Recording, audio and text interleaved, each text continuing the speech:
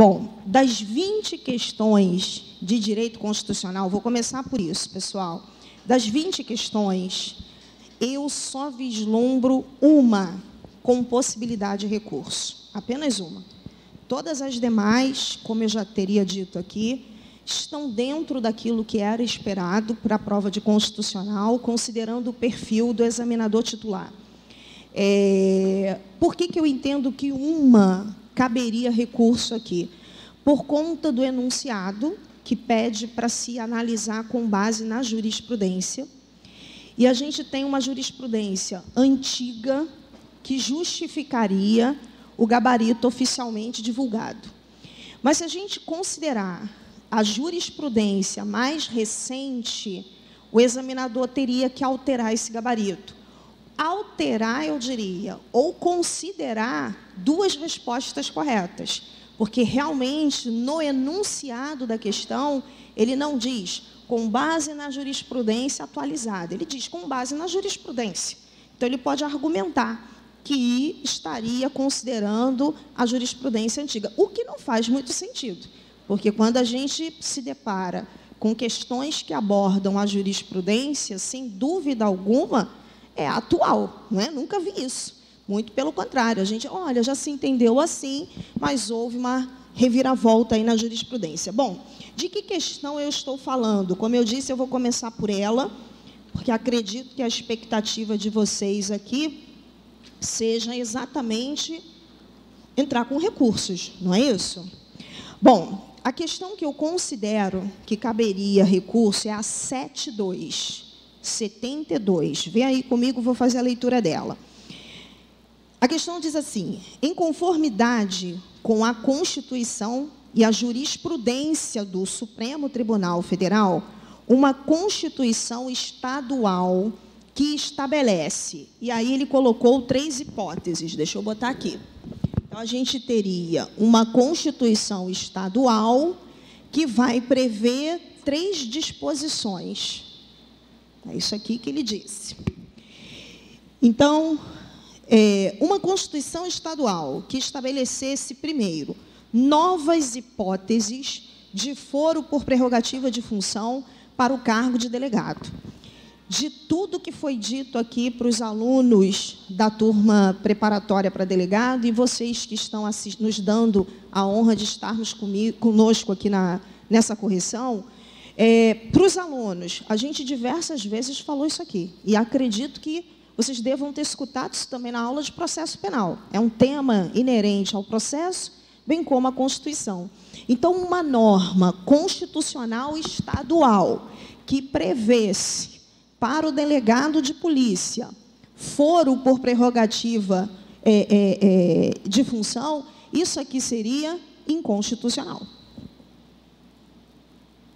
Pacífico, sem nenhum problema. Aí ele diz, item 2, previsão de lei orgânica da Polícia Civil ser veiculada por lei complementar. O problema para mim está aí. Aqui que está o problema. Aqui que a gente pode entrar com recurso. Então, ele diz que uma Constituição estadual estabeleceria que a lei orgânica da Polícia Civil deveria ser veiculada por lei complementar. Já eu comento aqui, turma. E o terceiro dispositivo que essa Constituição estadual trataria seria a respeito de determinação ao legislador de observância de isonomia remuneratórias entre policiais civis e policiais militares, querendo a equiparação. A nossa Constituição, lá no artigo 37, inciso 16, veda qualquer espécie de equiparação ou de vinculação à remuneração. Então, o terceiro inciso também seria inconstitucional. Vou botar aqui. O terceiro inciso, a terceira previsão legislativa aqui, hipotética. Qual é o problema desse assunto aqui, turma? Vejam, a matéria a ser regulamentada por lei seria a Lei Orgânica da Polícia Civil. Essa matéria aqui. A Constituição Estadual estaria dizendo que esta matéria, Lei Orgânica da Polícia Civil, deveria ser tratada por lei complementar. A pergunta é, lei complementar ou lei ordinária? O problema está aqui. Aquela matéria, Lei Orgânica da Polícia Civil, deve ser veiculada por lei complementar ou lei ordinária? Vamos deixar isso em aberto e refletir aqui. A Constituição Federal, ela reserva certas matérias à lei complementar. Quando a Constituição reserva a matéria à lei complementar, a gente sabe que o legislador, ele não pode tratar tal matéria por lei ordinária. Se essa matéria que a Constituição Federal determina seja regulamentada por lei complementar, o legislador tratar por ordinária, essa lei ordinária será formalmente inconstitucional. Não é isso? Então surge, turma, uma questão aqui. Qual é a questão que temos aqui? Se a matéria não for reservada pela Constituição Federal para ser tratada por lei complementar, o legislador, quando ele regulamenta a matéria, ele pode usar a lei complementar? Vou repetir. Certas matérias, a Constituição Federal diz, tem que ser tratada por lei complementar. O legislador não tem discricionariedade. Ele tem que regulamentar o assunto por lei complementar, sob pena de inconstitucionalidade formal. Agora, quando a matéria não é reservada, não é exigida pela Constituição para ser regulamentada por lei complementar, o legislador pode? Entenderam a pergunta? Então, conclusão. Doutrina, por exemplo, diz que pode. E por que pode? Porque a Constituição não proibiu. Entendido isso, vamos voltar para cá. A Lei Orgânica da Polícia Civil é matéria reservada pela Constituição Federal para ser regulamentada por lei complementar? Não. Então, se o constituinte estadual quisesse, ele poderia colocar isso por lei complementar? Sim. Foi o que o ministro já aposentado, Joaquim Barbosa, ele disse, no julgamento de uma ação direta, te dou o número já. Então, Joaquim Barbosa disse exatamente isso que a gente acabou de entender. O que a Constituição Federal não reservou à lei complementar, aquilo pode ser regulamentado por lei complementar. A Constituição não reservou, mas não proibiu. Qual é o problema? Então, por isso, o nosso examinador diz, essa disposição aqui, ela seria constitucional. Então, o gabarito que ele dá aí, como oficialmente divulgado, é que a única proposição constitucional seria a do inciso 2. Deixa eu ver se eu estou com a letra aqui. Na questão 72, turma, para mim, a prova que eu tenho em mãos, seria a alternativa C. Aquela que diz assim, constitucional em relação à previsão de lei complementar para a regência da Polícia Civil. E inconstitucional em relação a demais previsões. Não foi esse o gabarito? Exatamente, foi esse o gabarito. Quem acertou não vai querer mudar. Mas eu acho que essa é a única que cabe recurso, de tudo que a gente tem aí dentro do direito constitucional. Por quê? Posteriormente, pessoal, o ministro Fux, te dou já o número da ADI, ele dispôs em sentido contrário, ele sustentou tese contrária à do ministro aposentado Joaquim Barbosa. Ele disse o seguinte, se a Constituição Federal não reservou matéria à lei complementar, o constituinte estadual não pode fazê-lo. Porque se o constituinte estadual assim fizer, ele causa um desequilíbrio no pacto federativo. Então, voltei no enunciado da questão, ela disse, em conformidade com a Constituição e a jurisprudência do Supremo.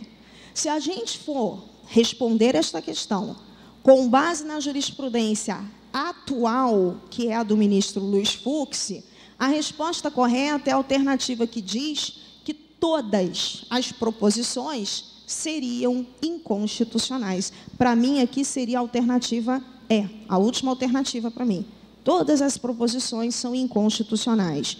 Olha só, a tese do ministro Joaquim Barbosa, que justifica o gabarito da banca, estaria no julgamento, turma, da ADI 2314, e que foi veiculada pelo informativo 790 do STF. Repito, quem acertou isso aqui não tem intenção, né, de recorrer. Agora, errei a questão. Eu respondi que tudo seria inconstitucional. Nós vamos entrar com recurso argumentando exatamente isso aqui. Verdadeiramente, no julgamento da ADI número 2314, aí vocês deem uma olhada lá, né, pega trechos do julgado. Verdadeiramente, com base na ADI 2314, ficou consignado que seria possível, matéria não reservada pela Constituição Federal, a lei complementar, que seja tratada no âmbito dos estados por esta espécie normativa. Porém, aí vamos lá, ADI, olha aqui, 5003, que foi veiculada no informativo 962. O ministro relator foi o Luiz Fux. Então, ele diz que não seria possível isso. Então, não sendo possível isso, requeiro à douta banca examinadora que considere como alternativa correta a opção que corresponde às 3 proposições inconstitucionais. Acho até que vale a pena. É possível manter o gabarito que foi divulgado, mas é também, turma, preciso reconhecer a mudança de entendimento com base no julgamento desta última ação direta. Eu acho que aqui o julgamento foi em 2015, se não me falhar a memória, eu não anotei, e aqui em 2019. Então, são coisas bem mais recentes. Mais uma vez, qual seria o contra-argumento da banca? A banca, em momento algum, no enunciado, ela disse jurisprudência atual. Ela diz jurisprudência. E a gente tem 2 decisões aqui que justificariam, uma, a resposta oficial que a banca deu, e a outra, aqui, eu acredito, a maioria deva ter assinalado. Eu, quando bati os olhos aqui, eu entendi que a opção correta seria tudo é inconstitucional por conta desse entendimento. No meu humilde, pessoal, entendimento aqui, eu acho que é a única questão de constitucional que caberia recurso. Teve uma outra questão, também vou comentá-la, que logo assim que eu tive acesso à prova de vocês, eu disse assim, essa aqui, isso aqui está no informativo do STJ.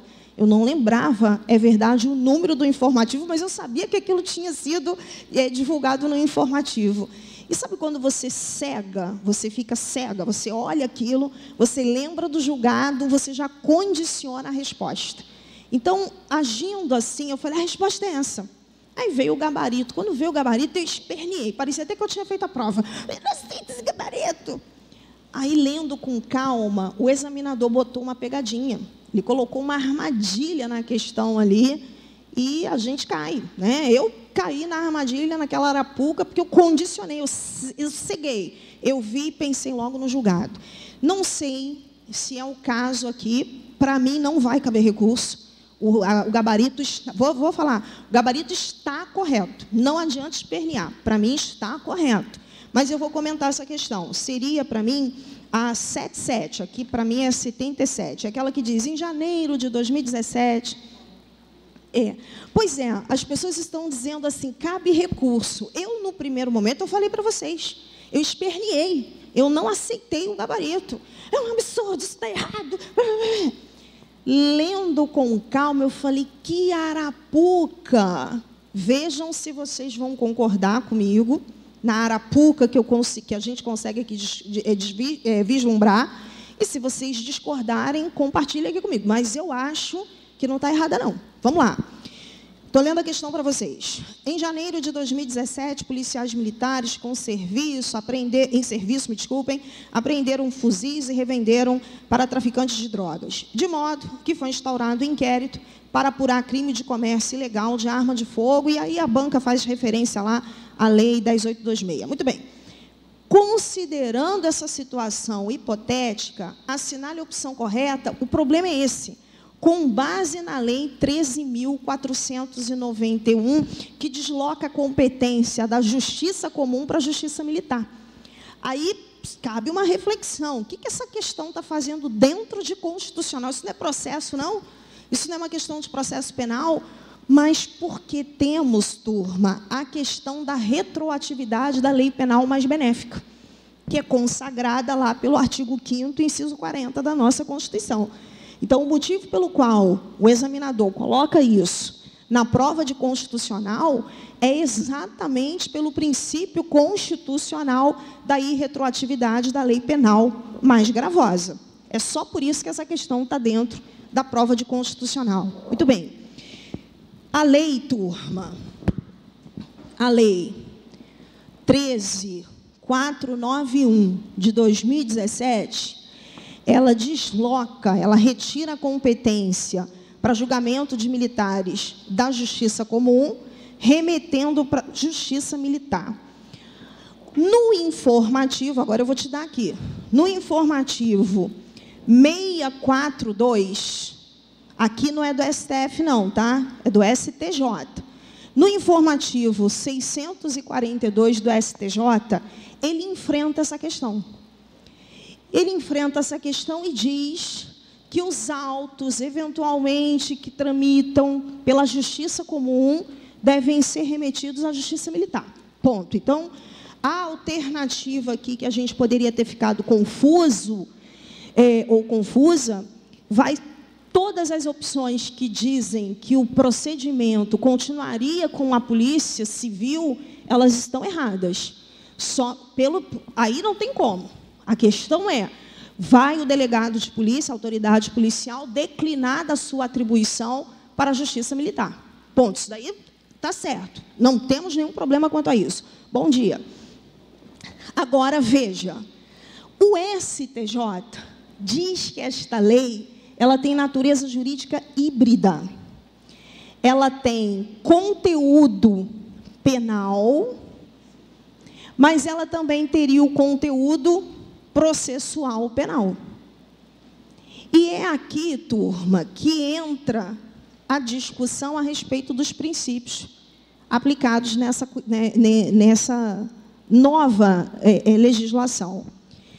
No que se refere ao conteúdo penal, a gente vai aplicar o princípio da irretroatividade da lei penal mais gravosa.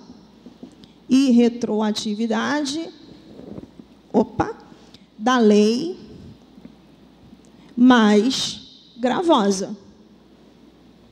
É o artigo 5º, inciso 40 da nossa Constituição. A lei penal não retroage, salvo para beneficiar o réu. Agora, quanto ao aspecto processual penal, a gente vai aplicar o princípio do tempus regit actum, lá do artigo 2º do CPP. Tudo bem? Lembramos aí? Acho que sim, né? Então, vamos lá. Agora, vamos para a questão. Olha, para mim, essas opções que eu estou comentando seriam a letra A e B. Eu estou na A e B, eu não sei qual é que corresponde aí para você. Veja que número, eu estou na letra A. Diz assim, a autoridade policial deve declinar de imediato da sua atribuição e remeter ao órgão com atribuição perante a Justiça Militar. Até aí, está igualzinho a outra alternativa que, para mim, é a B. Vê se você acha no teu material. A autoridade policial deve declinar de imediato da sua atribuição, remeter ao órgão com atribuição perante a Justiça Militar. Está igualzinho. A diferença é a parte final. Volta lá na outra alternativa. Porém, diz assim, se desentranhando os atos investigatórios anteriormente praticados, que devem ser refeitos devido ao princípio constitucional da irretroatividade da lei mais gravosa. Eu achava que era essa. Eu assinalei essa. Quando eu recebi essa questão, eu falei, essa aqui. Informativo 642, não sei o quê. Aí veio o gabarito e a banca deu a outra letra. Olha a outra letra. E os atos investigatórios praticados anteriormente permanecem válidos, não se aplicando o princípio constitucional da irretroatividade da lei mais gravosa. Esperneei. Como eu já disse, parecia que eu tinha feito a prova, né? Eu não aceito errar questão de constitucional. Então, eu falei, o que é isso? Aí eu falei, meu Deus, olha a pegadinha aí, que na hora H a gente não consegue ver. O examinador colocou assim, devendo ser desentranhados, me desculpem, ou mantidos, aí vamos lá, olha a palavra que ele disse, os atos investigatórios. Isso aqui é que resolve a questão. Atos investigatórios é matéria penal ou processual? Se é processual, a gente aplica a questão penal, ou seja, o princípio da Não, é princípio do tempus regit actum. Os atos investigatórios têm que ser mantidos. Entendemos, turma? Então, me convenci. A alternativa, me convenci e fiquei indignada. Ele colocou uma armadilha. A resposta certa é, vamos lá, para mim é a letra B. A autoridade policial deve declinar de imediato da sua atribuição, remeter ao órgão com atribuição perante a Justiça Militar e os atos, vamos ler, processuais, os atos investigatórios praticados anteriormente permanecem válidos, não se aplicando o princípio constitucional da irretroatividade da lei mais gravosa. Ele deu como gabarito essa e agora eu entendo que é essa.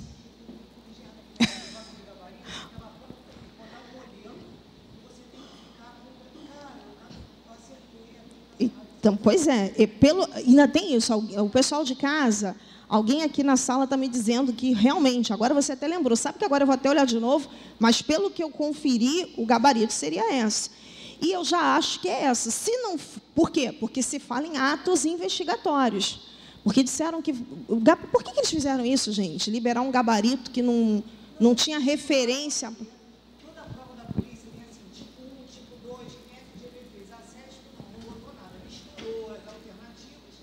E na hora que ela liberou o gabarito, o que ela fez? Pegou uma prova. Uma prova qualquer, tipo 1, tipo 2? E você que lute, entendeu?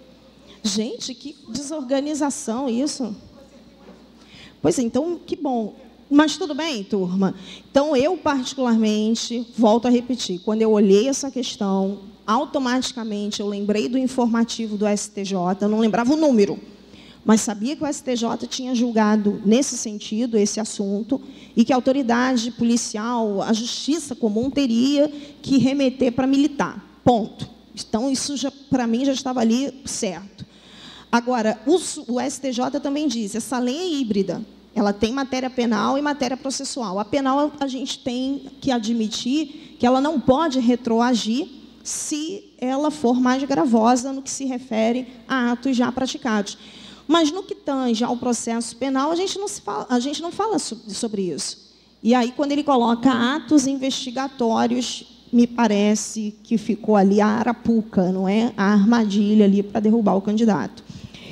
Sobre a prova de constitucional, para mim, repito, cabe recurso com relação à questão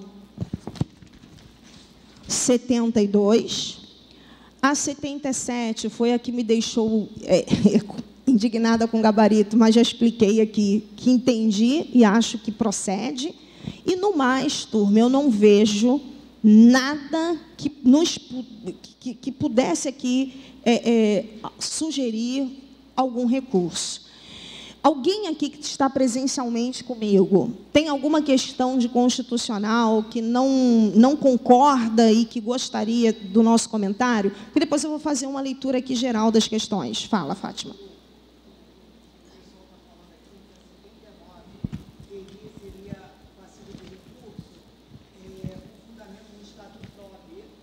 Uma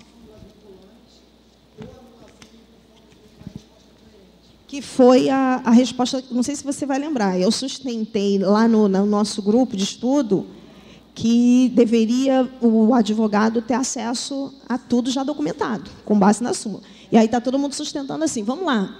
Pessoal, bem lembrado aqui, a gente tem uma questão que é a 79. Vê aí. Em relação aos direitos e garantias fundamentais da defesa técnica do investigado e do preso em flagrante, assinale a opção correta, depois a gente vai para as alternativas. A questão girava em torno ali da súmula vinculante do Supremo, que a defesa técnica tem acesso amplo. A súmula vinculante diz que tem amplo acesso aos elementos já documentados. E aí, a banca diz assim, dá como resposta oficial: o advogado do investigado, ele não pode sempre acessar todos os depoimentos prestados por testemunhas. Não foi essa a resposta oficial? Mesmo que documentados nos autos, mas ele poderia acessar apenas as provas que digam respeito do seu assistido. Acho que a gente pode recorrer, com base na súmula vinculante do Supremo Tribunal Federal. Eu, particularmente, quando recebi a prova, acho que já no domingo à noite alguém me enviou uma cópia, eu achei que a resposta mais adequada, até porque, turma, ela diz lá em cima no enunciado, em relação aos direitos e garantias fundamentais. Então, diante disso, a opção mais garantista é a outra alternativa. Para mim, seria a letra A. O advogado do investigado pode sempre acessar todos os depoimentos prestados por testemunha, desde que documentados nos autos e até sem a devida procuração. Numa visão mais garantista, para mim é essa. Agora, você quer recorrer? O teu recurso seria a súmula vinculante, tese garantista, direitos fundamentais, a letra A. Mas depois eu fiquei refletindo a respeito da posição da banca, porque talvez ela tenha considerado a letra B desta forma. Turma, o inquérito é um procedimento administrativo sem contraditório, sem nada.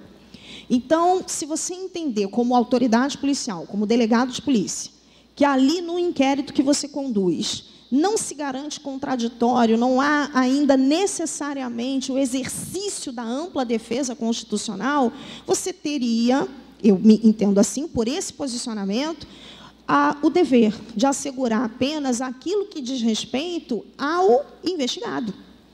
Depois, em fase de processo, com contraditório diferido, a defesa técnica vai ter acesso. Então, eu estou tentando justificar o raciocínio da alternativa que eles deram. Então, conclusão, ali não é que a defesa não vai acessar as provas, porque a prova a gente aprende sem processo. A prova não é exclusivamente da acusação ou da defesa, a prova faz parte dos autos.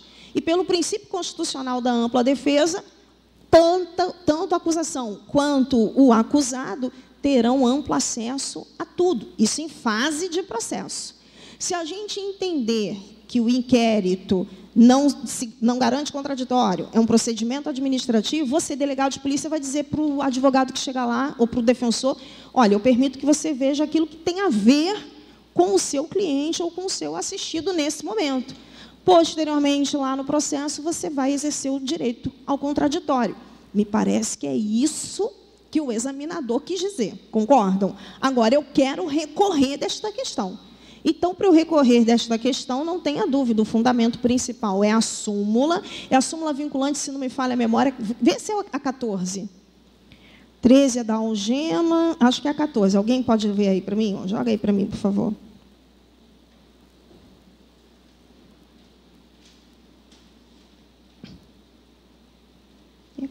É a 14. Eu estava aqui lembrando mentalmente a 14. A súmula vinculante 14. E vejam, vê aí, Fátima, por favor. Tem acho que lá na segunda ou terceira linha do enunciado, o Supremo Tribunal Federal disse amplo acesso. Vê aí para mim. Isso, lê para mim. Ó.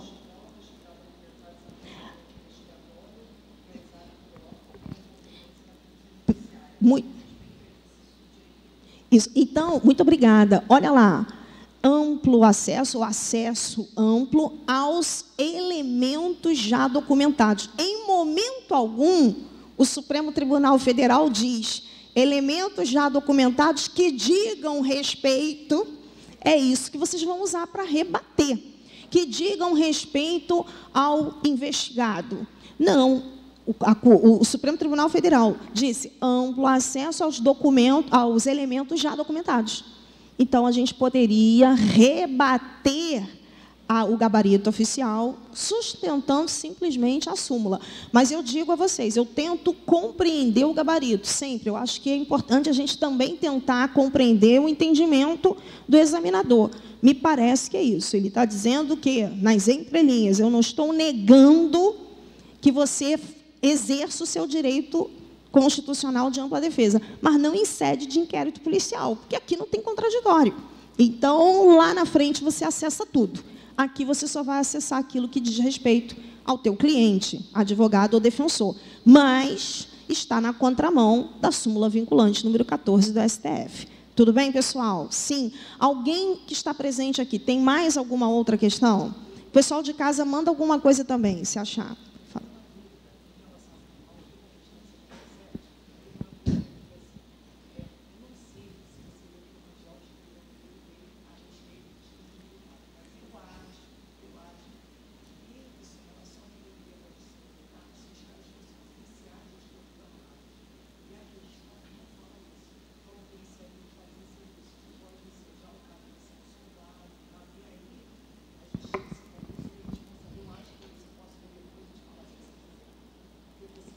Eu estudo por ele, pelo professor... Alguém está comentando aqui a opinião do professor Paulo Rangel, pessoal, a respeito ainda desta questão. Eu gosto muito do professor Paulo Rangel. O livro dele, para mim, de processo penal, é o melhor de todos. Por quê? Porque ele tem um viés constitucional que eu me apaixono. Agora, cá entre nós, tá, professor Paulo Rangel? Um beijo no seu coração. Uma coisa... é o que ele escreve. Outra coisa é o que ele decide. O que ele decide é mão de ferro.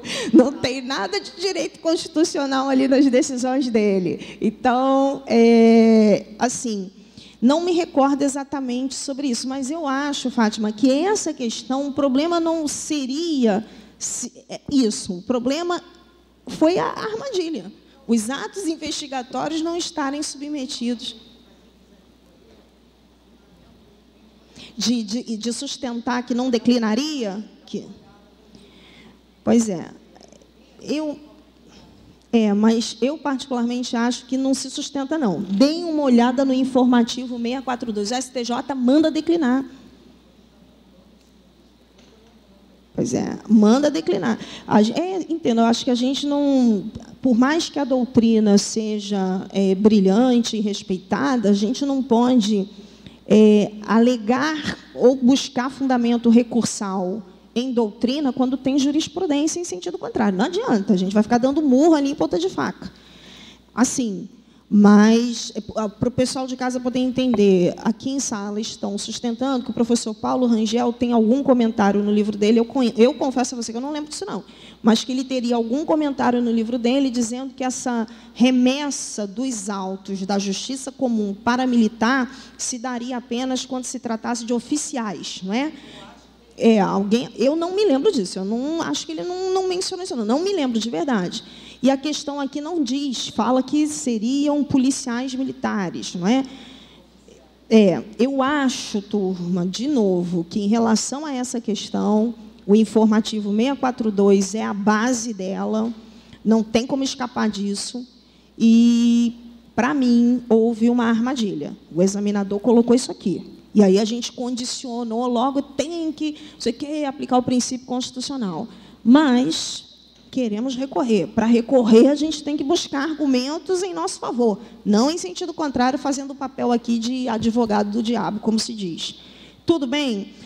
Aqui, presencialmente, tem alguém que queira perguntar alguma questão de constitucional, porque eu vou fazer uma leitura de tudo.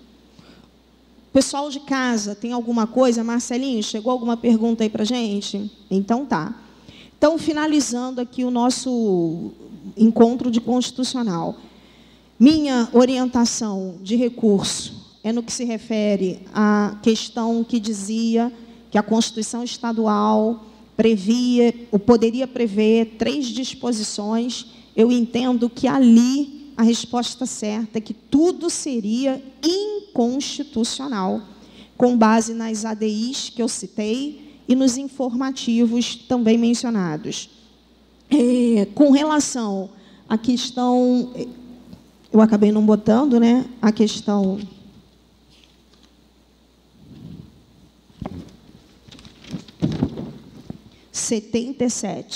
essa aqui seria a questão 77.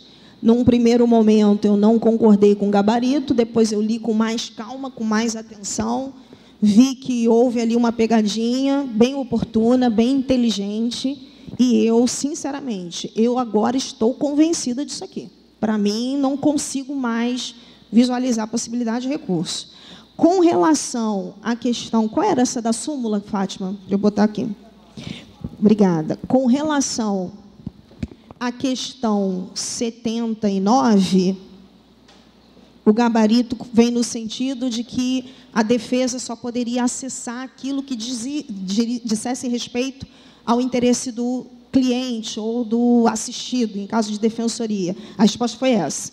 A gente acha que pode ser aquela de amplo acesso. O argumento para o recurso aqui seria a própria súmula vinculante 14, que, repito, os ministros disseram que há amplo acesso de todos. Então, vejam que nós temos 2 palavras aqui, ó, amplo e de todos os elementos já documentados. Então, essas 2 palavrinhas mencionadas na súmula acabam derrubando a alternativa da nossa banca, né?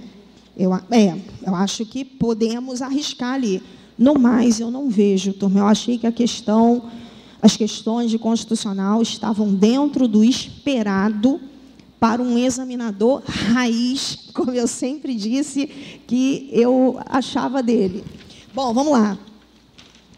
A questão 61 fala em liberalismo. Apesar, turma, sinceramente, da gente dizer assim, poxa, mas que questão é essa? Que questão que a gente tem que refletir? Eu sou suspeito porque eu gosto disso, né? Eu gosto de história, que a gente tem uma ligação com a história. Se a gente olhar as opções, cadê?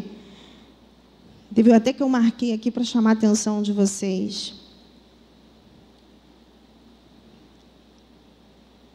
Olha só, na letra B, ela diz uma análise mais aprofundada dos movimentos sociais ocorridos no século XV, que deram sustentação política ao constitucionalismo, permite afirmar que o Estado decidiu assumir uma postura mais permissiva em face da produção, distribuição de bens, buscando intervir nas relações laborais.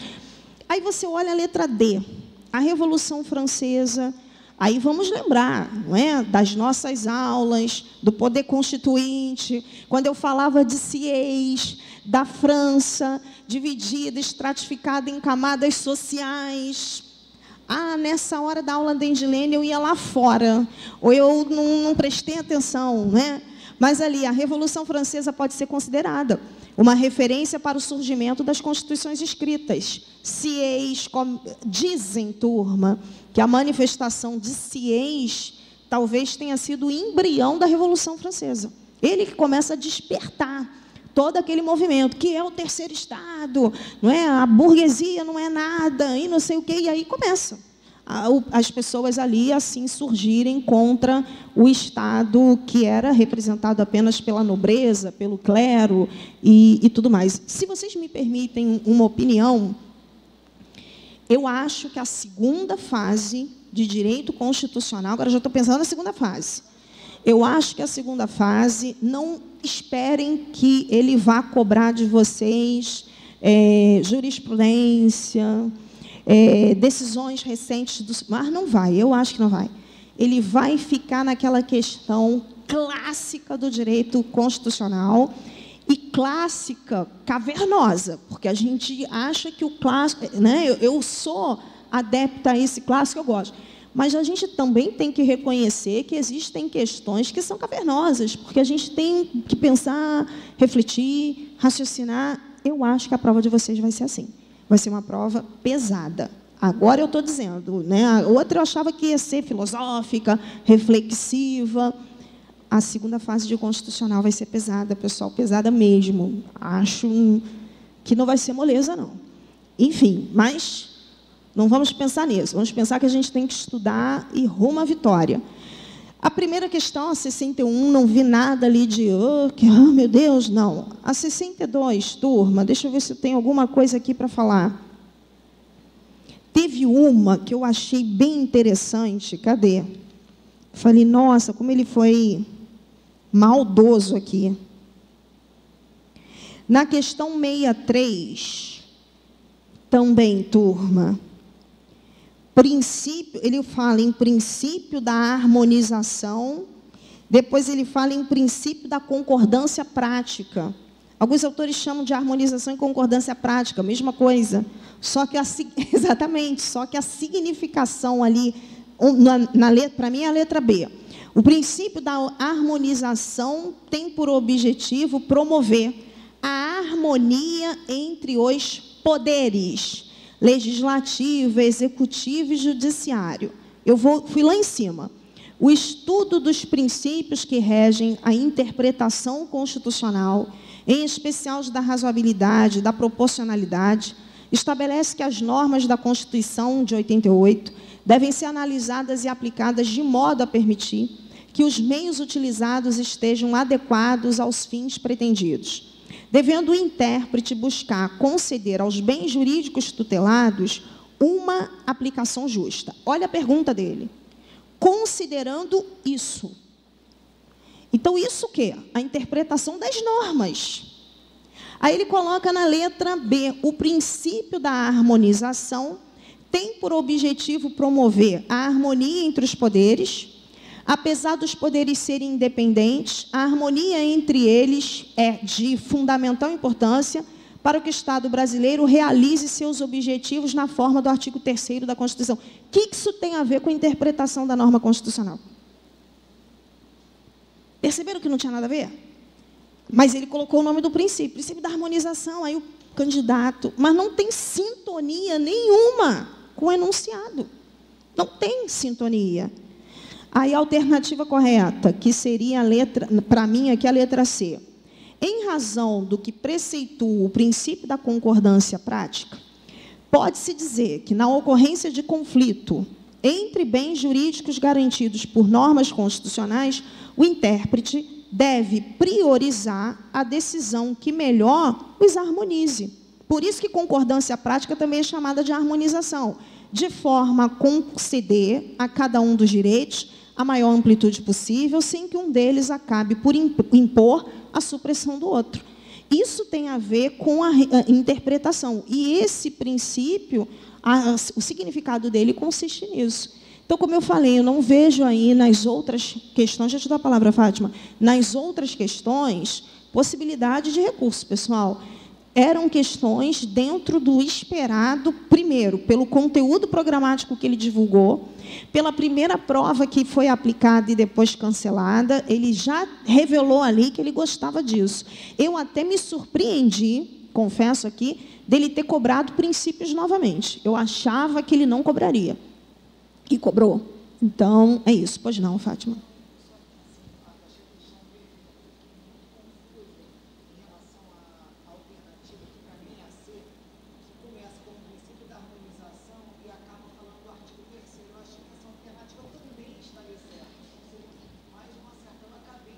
Entendi. Olha só, ele usa, entendi, ele usou, turma, nessa alternativa anterior que eu comentei, quando ele diz que os poderes são harmônicos entre si, não é isso que o artigo 2º caput diz, são poderes da União, Executivo, Legislativo e Judiciário, independentes, porém harmônicos. Aí ele maldosamente diz o princípio da harmonização. O princípio da harmonização, da interpretação da norma, é o princípio da concordância prática. Harmonização, concordância prática. Esse princípio da harmonização é o reconhecimento de que o poder é um só, é uno, essa é a harmonização do artigo 2º caput. O poder é um só, é uno, é indivisível. Agora, esse poder se manifesta na forma legislativa, na forma executiva e judiciária. Então, essa ideia da harmonização entre os poderes, não, como você percebeu, não estaria errado, mas isso não tem relação com o enunciado da questão que está pedindo para a gente analisar a hipótese de interpretação das normas constitucionais. Fátima.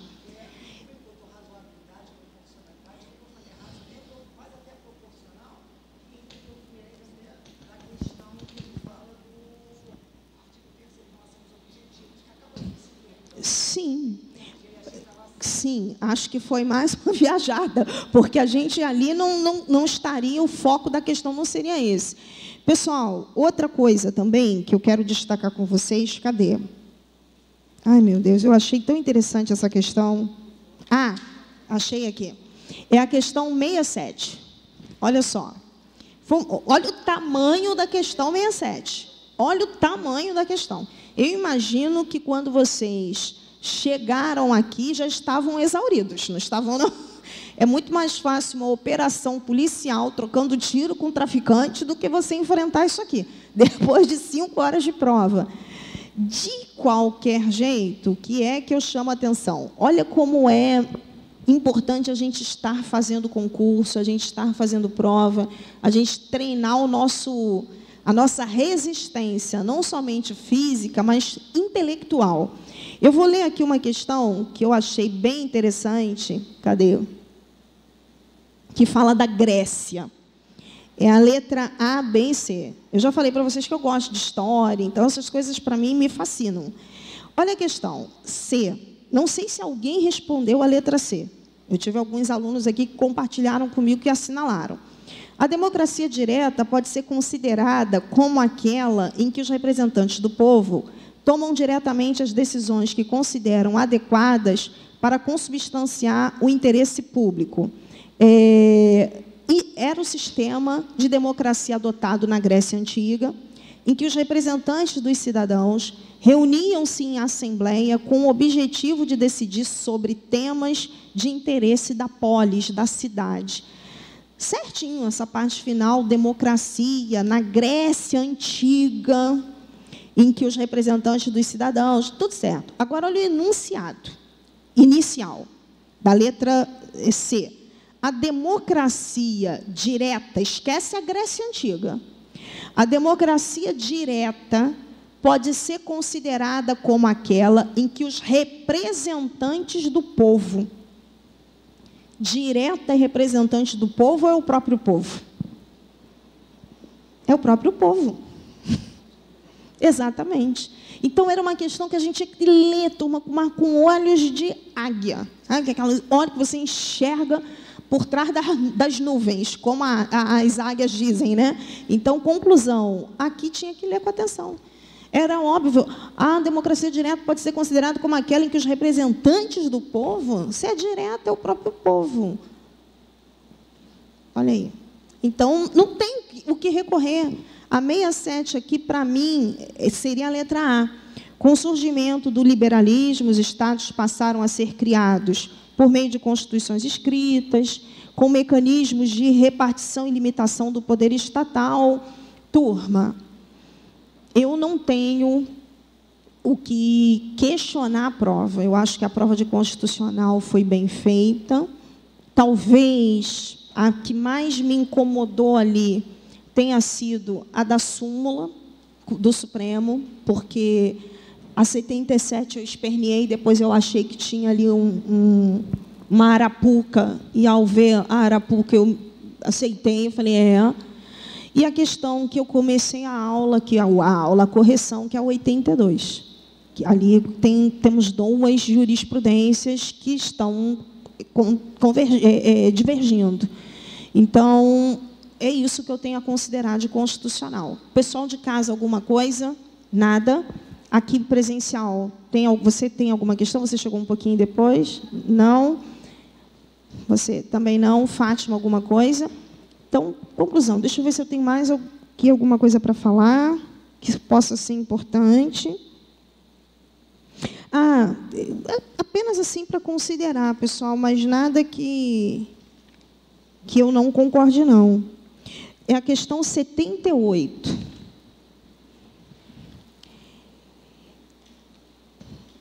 A fundamentalidade material, e depois ele coloca lá a noção da fundamentalidade formal. Existem autores que usam essa terminologia, fundamentabilidade. Mas esquece isso e chama de constituição material e formal para você ver se não funciona direitinho. Na letra A, que para mim seria o certo. A constituição material, ela começa assim, a fundamentalidade material, esquece o termo fundamentalidade. E agora considera a constituição material, que trata dos direitos fundamentais, decorre da circunstância de serem os direitos fundamentais elemento constitutivo da Constituição material, contendo decisões fundamentais sobre a estrutura básica do Estado e da sociedade. Eu me lembro como se estivesse agora com vocês em aula de constitucional, começando a aula de constitucional e dizendo para você o que é Constituição material, o que é norma materialmente constitucional, é a que define o Estado e a sociedade. Grifa aí no teu caderno, Estado e sociedade, isso é Constituição material. Aí, alguns alunos responderam, não é? Letra C, compartilharam comigo aqui. A noção da fundamentalidade formal, esquece isso. E lê assim, a Constituição formal, o que é Constituição formal, pessoal? É aquela que pega determinado conteúdo e coloca dentro de uma Constituição escrita. Então, a Constituição formal é aquela solene, é aquela codificada, é aquela escrita que pega certos assuntos e colocam dentro do texto da Constituição. A nossa Constituição, tradicionalmente, é considerada formal. Ela pegou lá Colégio Pedro II e colocou dentro do nosso texto. Colégio Pedro II não é materialmente constitucional, mas é formalmente constitucional, porque está dentro da Constituição. Aí olha o que diz a letra C.